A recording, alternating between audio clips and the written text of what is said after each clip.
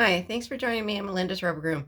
I'm here today to show you how to make this fun fold card that pops up in the middle like this. So I have all my card pieces cut, and I have a few tricks to show you, so make sure you watch all the way to the end where I show you some fun cutting techniques, especially to make this angle here.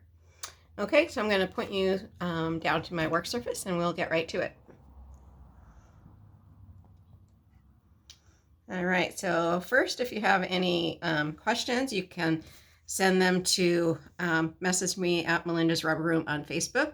And if you'd like to make any purchases of Stampin' Up! Products, you can do so at my Stampin' Up! Store at melindapierce.stampinup.net.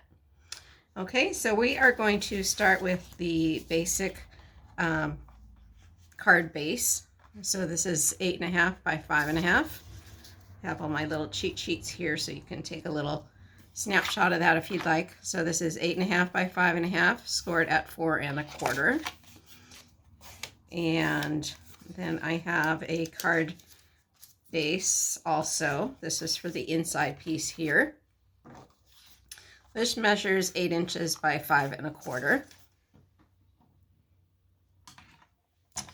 And what we're going to do is measure 2 inches up from the right-hand side of this card base.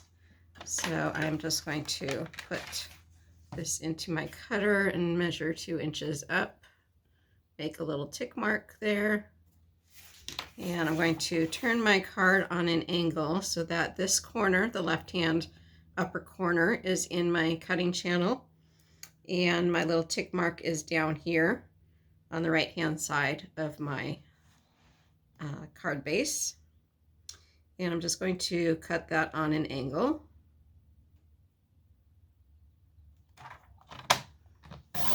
like so. So I'm going to turn this upside down, and I'm going to measure at 2, 4, and 6 inches. That's this piece here. So we measure 2 inches and score it. Scoot this over 4 inches and score it, and 6 inches.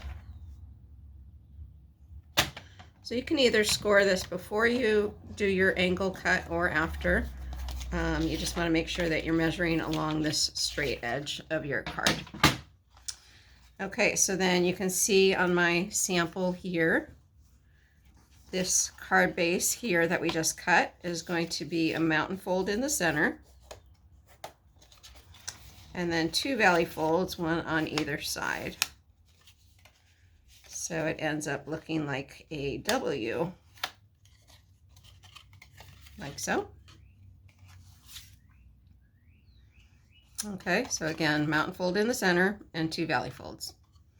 All right, so now we have do all of our pasting together. So we're done with the card base pieces. I'm going to move those notes aside, bring in my designer series paper.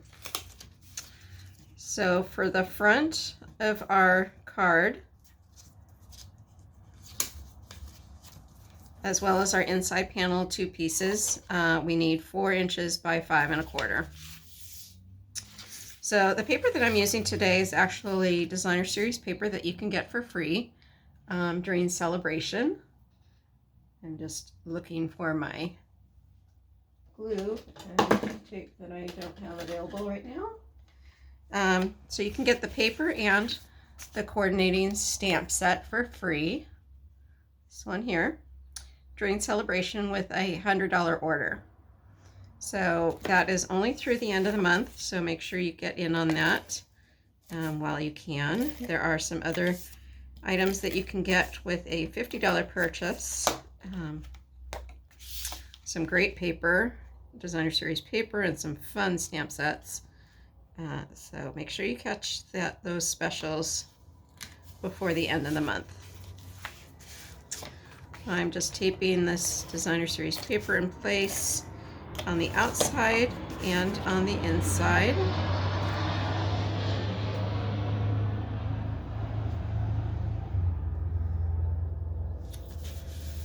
Just like that. It's actually a pretty nice day here in Santa Barbara, so I have the sliding glass door open, so you get to hear all of that fun outside noise, including the planes going overhead. Don't know if you could pick that up on the video. All right, so there you go. The front and the inside is decorated.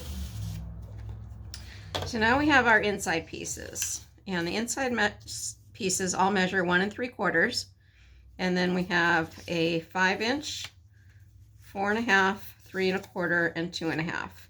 So when you're measuring these pieces, all you have to do is measure a 1/4 inch shorter than your uppermost piece. So I would measure from here down to here, and that was 5 1/4. I shaved off a 1/4 inch to get to the 5 inches. So what we're going to do is take this piece and marry up this left-hand corner with this angle. And you want it to be just a little higher than that left-hand corner so that when you cut it, you are actually on that corner.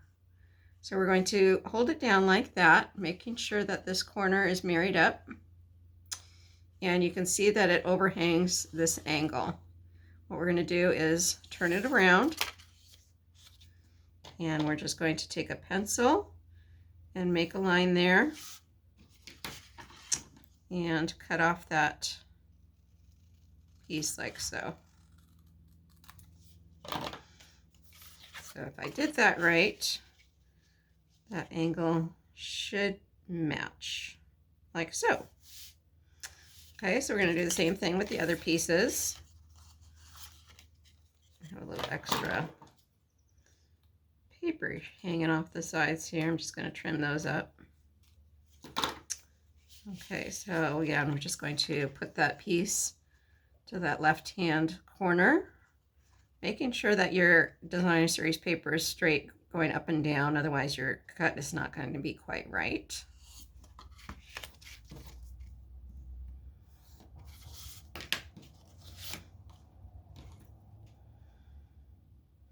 So keep in mind that once you have this angle, you can always shave off the bottom of your card, of your designer series paper too, if the length isn't quite right. The important part is to get this angle cut correctly.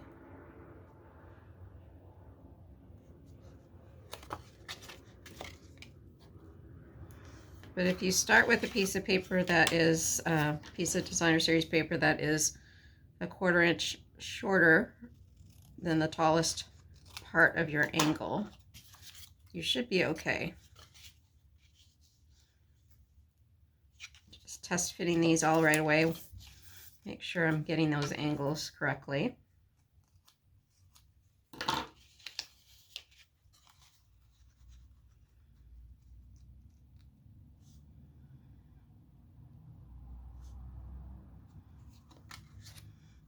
Down to my last piece. I felt like that one shifted a little, so I'm going back and redoing it. You can also tack these down with a little bit of double-sided tape, just to make sure they don't move on you while you're cutting them, or while you're making that diagonal pencil line.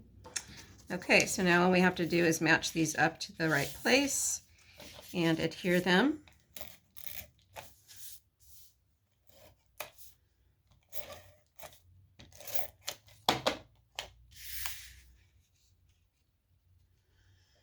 You just want to make sure that that margin on the top and the bottom is correct. It's about the equal distance.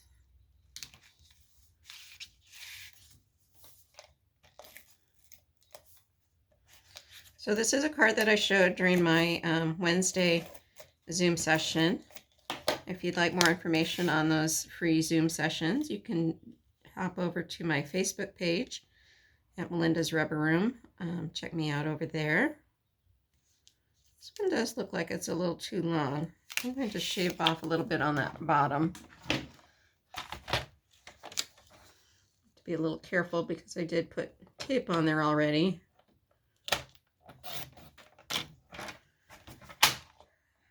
So I do offer my free Zoom sessions Wednesday and sometimes on Saturdays. I give you all the measurements ahead of time so you can do the project along with me. I usually offer a free featured project. Sometimes life gets in the way and I can't do that, but we do get together and stamp and share our creations and ask questions about products, show you how to use different things that you may have in your stash that you don't know how to use. So it's a great time to get together with people from all over the country and even sometimes internationally.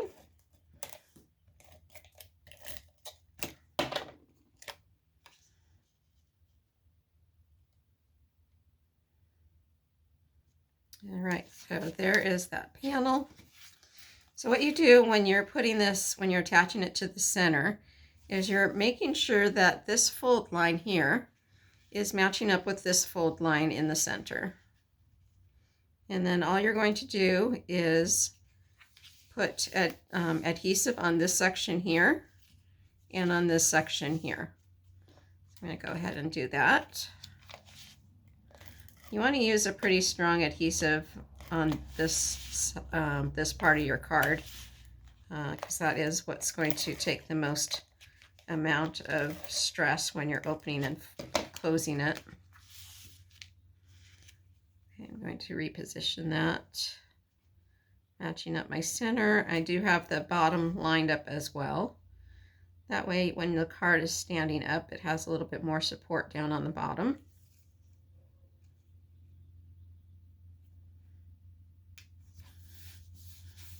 Just go ahead and burnish that, make sure it's got good adhesion on there. I'm going to do this side.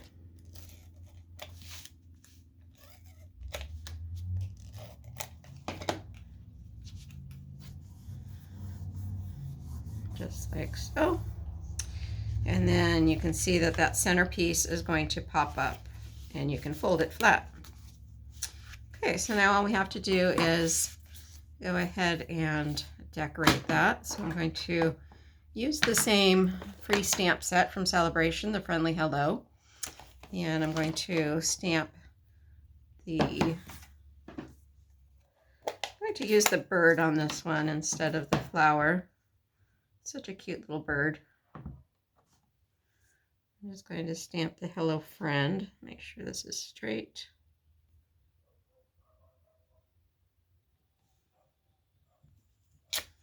Like so. And then we're going to bring in the little bird. This guy here. So I'm going to stamp him in Memento ink, and that way I can use my alcohol markers, the blends, to color him in, and the ink won't run on me.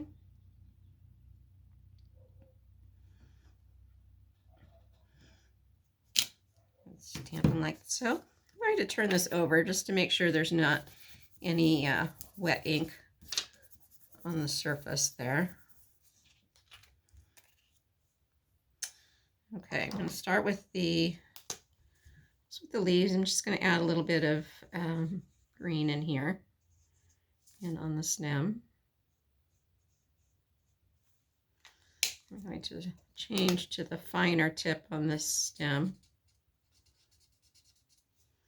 So our alcohol markers, Stampin' Up! Alcohol markers, they come in a 2-pack. One is the lighter and one is the darker of the coordinated color, which is nice. It makes it really easy to blend your colors, and you automatically have both the colors that you need. So you have a light and a dark. And each one has a fine tip and a writing tip, or a fine tip and a brush tip, which makes it nice and easy to get into the fine areas to make smaller lines, as well as the brush tip to color larger areas quickly.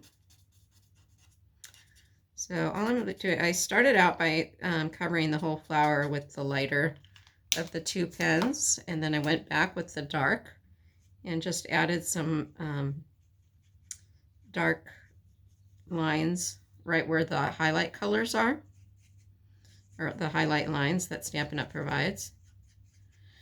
And then I just go back over with the light color just to blend it all in. Okay, so for the bird, I'm going to use the Balmy Blue. Again, I'm going to start with my lighter color. And I don't want this to be totally saturated blue. I'm just kind of coloring in most of it, but there's just little spots of white still showing. I'm going to go in with my darker blue and just go over those lines again that Stampin' Up! Provides for shadowing. And I think I'm just going to add a little bit of darkness down here on the belly as well, and up on the head. And what I'm trying to do is kind of keep the center part a little bit lighter, just to give it a little bit more of a shading effect. Okay, so you can see some of these areas are a little bit darker than others, and as that dries, it'll become even more, it'll look even more blended. Okay, so I'm just going to raise this up on dimensionals.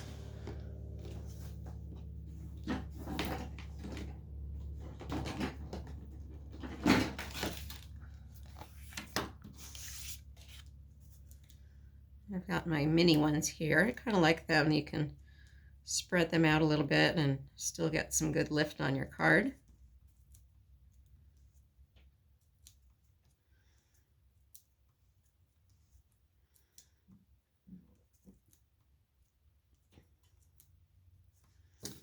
I'm going to use my Take a Pick tool to gather up all those little pieces that are covering the dimensionals.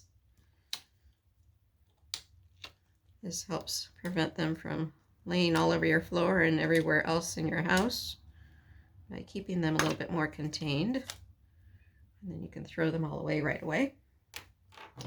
Make sure I got all those off. Got one there.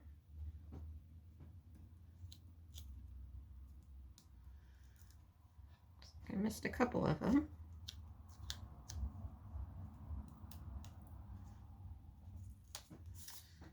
Okay. Put this right on the front. Like so. And then on the inside, I have two little pieces already die cut out, and a third piece just to go here to do a little bit of writing. So I'm going to stamp this with the Gorgeous Grape. I love this purple. So normally I would stamp the greeting first and then die cut it, but I wanted to have them all die cut out for you before doing the video. So it's not quite straight, which is the reason why you die cut after you've stamped it. So I'm just going to see if I can get that a little bit better on my second try.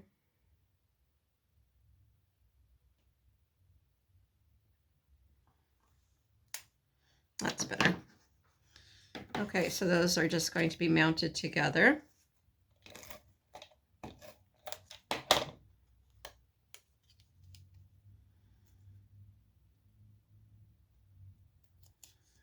It's a good thing paper has two sides, because it usually takes me a couple tries to get it just the way I want it.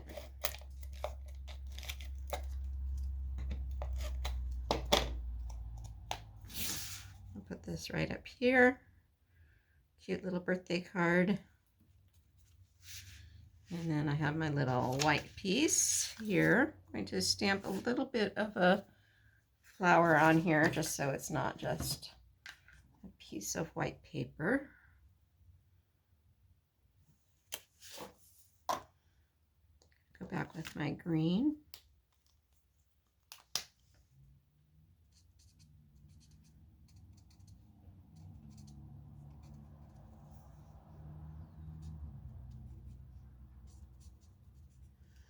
So again, all of the paper and all of the stamps that I used on this card are from that free bundle that you can get during Saleabration. And if you would like to support my little Stampin' Up! Business, I would love to help you out with your purchases on my online store. And you can do so right up here.